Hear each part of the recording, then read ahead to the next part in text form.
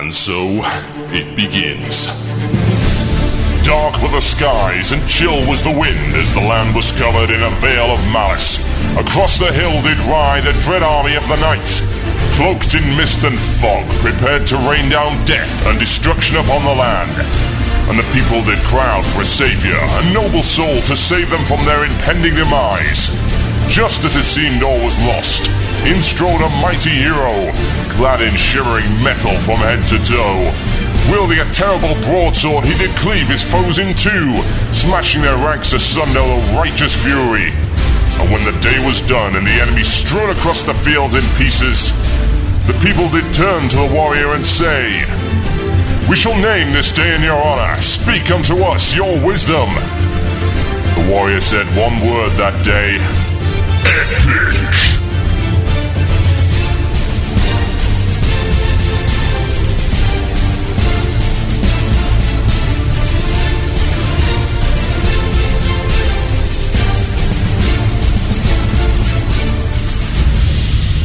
One man, one Murloc, one giant angry badger.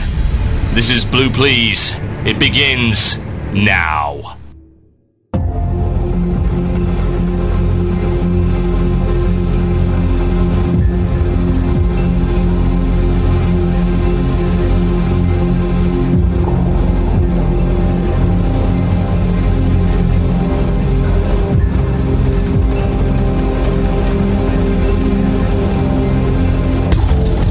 Yes, indeed, folks. Welcome to Blue Please here on WoW Radio with myself, Total Biscuit. It is currently the 28th of November, 2008. It is 2 p.m. in the East, and it is 7 p.m. British Standard Time. Wherever else you are in the world, it might be a completely different time entirely. It's mystical, it's magical, it's totally unexpected. It's Blue Please. What have we got coming up for you in the show today? Well, I'm going to start with an apology. I'm going to get the bad stuff out of the way first and say that I am very sorry, but there isn't a Nubcake news today.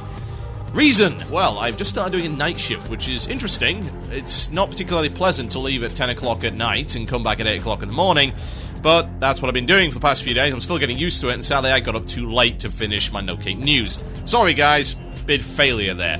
So, instead, I am going to add an extra segment to the show, so there'll be 5 talkie segments, clocking in about 15 minutes each, which is 15 minutes more content than you are supposed to get. There you go. It's wonderful. What have we got coming up for you in the show today? Well, yes, achievements and cloaks from achievements. Getting epics from achievements. What is the morality behind that? We'll go into that. Also, the leveling tax. What is the leveling tax and why it sucks? I will tell you later on. Also, the debate of vehicles. Vehicles are very cool, and in some aspects they're not so cool. The question is, how much should they be used in the game? Can they be overused, and what's the kind of right balance that we've got going on there? Also, I shall be doing an Imbecile of the Week, which is pretty unusual. This one deserves Imbecile of the Millennium. So, probably during a music break, I'm going to have to record some kind of crazy sound sample for it that sounds something like this. Imbecile of the Millennium.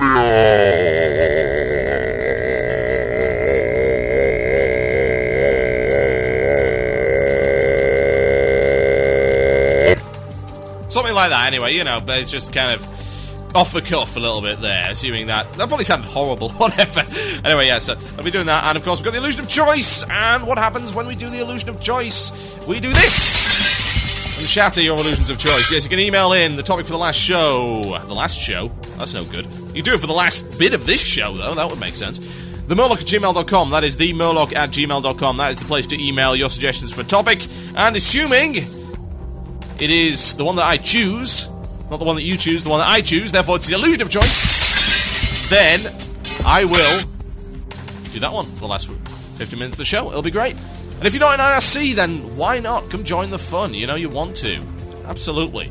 It is irc.mmoirc.com, # or # WoW Radio.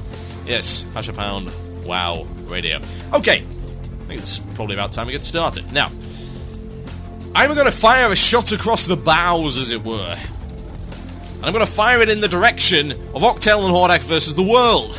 Yes, indeed. And I'm going to do so on the issues of cloaks from achievements. Yes. Now, what am I talking about? Well, we'll start with the cloaks, and then we'll tell you why Octel thinks it's a bad idea, assuming, of course, that he does. And I do hope he does. I was kind of listening to his show last week, but I don't know.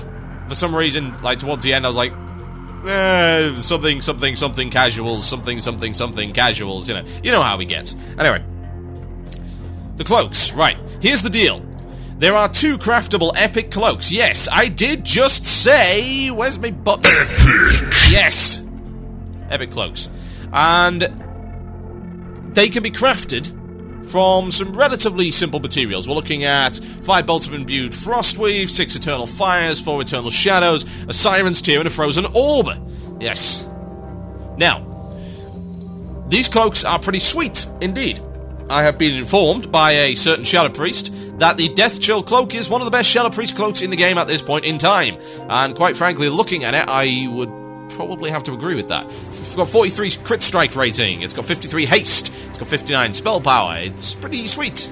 Now, the crazy thing about this cloak is that you cannot craft it by default. No, it's not a recipe, it's not something you can buy from a reputation vendor. It's not something you can get as a drop in an instance. It's not something that you merely get because of having a certain level of tailoring. Oh, no. In fact, this item is something that you can get the recipe to use. The recipe to create, indeed. It's not so much of a recipe, really. What happens is you get to go... Yes, please correct me if I'm wrong on this one. You get to go to one of the profession trainers after a certain thing has been fulfilled, and you get to learn it from them. And there's flavor text which apparently tells them that or whatever. So, yeah, it does tell you. Now, the difference between this and pretty much every other craftable item in the game is that you have to gain an achievement in order to get it. Yes, an achievement. That achievement, I believe, is the Northrend Lawemaster achievement. And what is the Northrend Lawemaster achievement? Well, if I remember correctly, that's something like doing 95%... Yeah, you have to basically complete all of the Northrend quest achievements. Nothing boring about Borean, the Empire of Zuldrak, I've toured the fjord, and all these other wonderful puntastic things that must have been thought of by an intern on their lunch break. Now, this is not necessarily a bad thing, and it's also not necessarily a good thing. You know, then there's got people up in arms one way or the other, so I want to try and explain.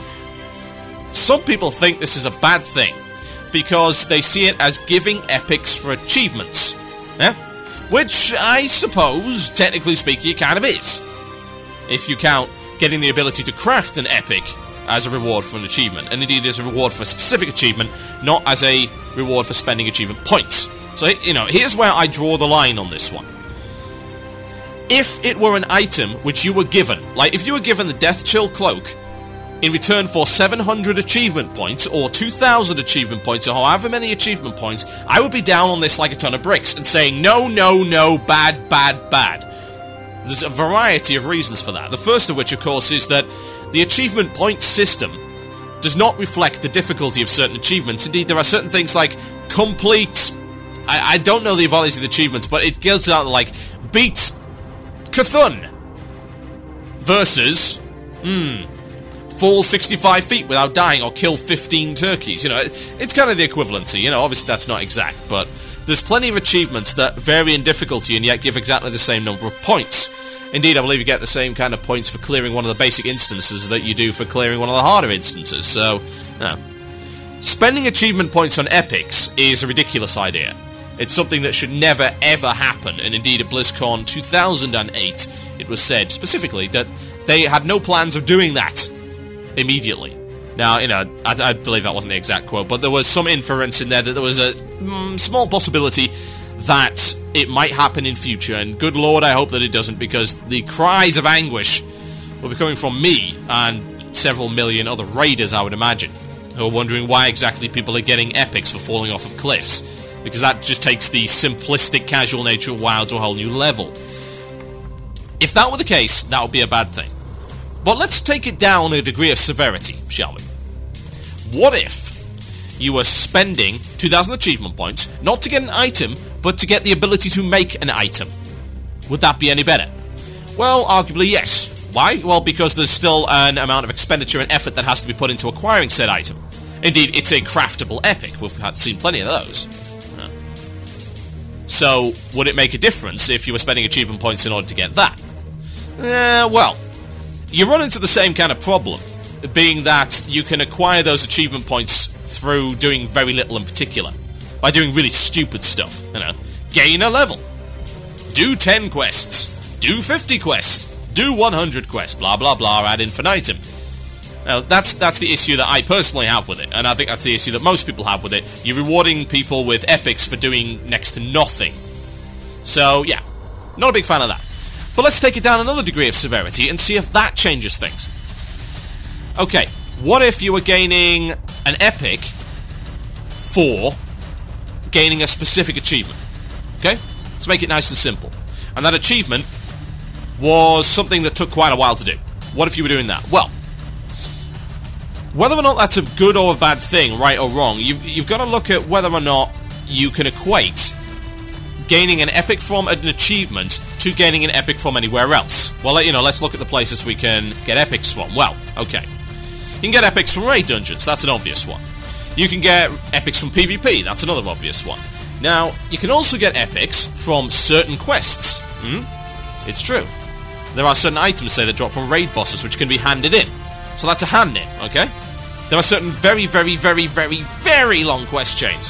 Some of the really crazy epic quest chains that do give these purple rewards, these epic rewards. Alternatively, they consist of killing a very hard boss, which drops a specific item. I point to my example, of course, Kel'Thuzad's phylactery, bits of Cthulhu. I do say bits of Cthulhu, quite literally. It goes on and on. Now, you also get epics from reputation. Yeah? When you reach Exalted with certain factions, you can get access to certain epics, which you can purchase for a paltry token amount of gold. So, what's the difference, really? That's what I'm asking. What is the difference between gaining an epic from an achievement and gaining an epic from getting a reputation reward? Well, that's a good question, but we'll come on to it in a minute. Let's go down another degree of severity. We're not getting an epic from getting a specific achievement. We're not getting an epic from getting a number of achievement points and spending them like a currency. We're not getting an epic crafting, the ability to craft an epic item from spending certain amounts of achievement points. We are getting the ability to craft an epic item on the basis of gaining a specific achievement. What is that achievement? That is the Northrend Lawmaster achievement, which I believe requires you to complete 95% of the quests in Northrend, in every area. There are 8 achievements you have to acquire in order to get the Northrend Lawmaster achievement. It's pretty hardcore. You've got to get all 8 of those, which consist of doing the vast majority of the quests. That's a lot of quests. That's an awful lot of quests. So, now that we've gone down about 4 levels of severity, the question is, where do you draw the line? Or do you indeed draw a line at all? That's something that a lot of people have differing opinions on. Now, I'm going to fall down on this side of the fence, and I'm going to say that I have absolutely no objection to the doling out of epic items or the doling out of crafting ability, as in getting a recipe, for certain achievements. Because effectively, what an achievement is a different way of tracking reputation. You know what that is, folks? Well, I came up with a word for that about 3 years ago. Whether or not Blizzard took their idea from me, who knows? I'd like to arrogantly assume that they did, but it's probably outside the realms of possibility. Whatever, I'm going to take credit for it anyway. Call it prophetic. Progressive content. Actually, let's do that again. Let's make it a little bit more epic. Yes, just say... Epic! Let's make it a little bit more epic. Let's have a drum roll, please! Progressive content! There, see? It wasn't that so much more effective on the delivery. So yeah, it's progressive content. It allows people who cannot play for X number of hours in one session to earn something that takes a lot of time in order to earn, yeah? It takes an awful lot of effort. You have to expend a certain amount of effort in a certain amount of time, and in return they get something, yeah? Progressive content was a good idea from the start. It's what caused reputation rewards to come in. And, yeah, some of those weren't done so well, but the idea is pretty sound. The principle is okay. I'm alright with it. I personally do not object to it whatsoever. And indeed, why would I? It's a reasonable idea. I have no issues at all, and I never have had any issues whatsoever with players who are unable to play for 4 hours or 3 hours at a time being able to get access to epic quality loot as long as they have to work hard for it. Now, it would be completely different, of course, if it were just points. Absolutely. That would be ridiculous. because you can get points from pretty much anything. The effort is disproportionate. But I don't mind them introducing this. In fact, I'd actually like to see more of it. I find it interesting. This benefits crafters an awful lot. I think the idea of having them being able to create a craftable item is the best idea. It was a better idea than doling out epics. That can be viewed by some as welfare epics, and I totally understand that it can be viewed by some as welfare epics. I had big issues with the badge loot back in TBC, and I still have big issues with badge loot. Especially if they make, better quality stuff later on. But the point of the fact is that crafters really need a bit of a boost, and they always have. Professions have been something that I've always liked. I've liked the idea of being able to craft to make money, to create items. I think that's a cool aspect of the game, and I was big into it when I was leveling. I was big into it in TBC, and I'm disappointed to see that it's not better supported. The idea of having these linked crafted rewards to achievements is a great idea, because the more useful recipes there are in the economy, the better it is for crafters, especially when those recipes require some kind of effort. Remember back in the old world, we'll call it, who was making the money off the crafting? Well, they were making money off of stuff they could craft by getting drops in, say, Molten Core, rare stuff, or Blackwing Lair, or enchants that they could get from AQ40 and AQ20 and all that kind of stuff. It's because it limited the amount of people that could do it.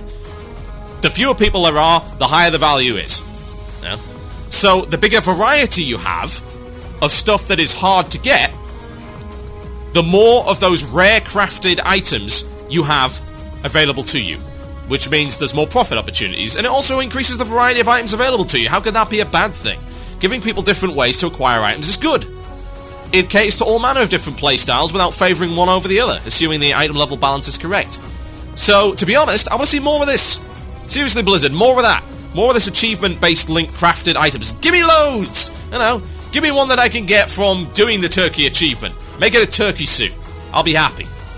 It's good stuff. More of that, please. My name is Total Biscuit. This is Blue Please here on WoW Radio. I'm going to throw this one out to the guild.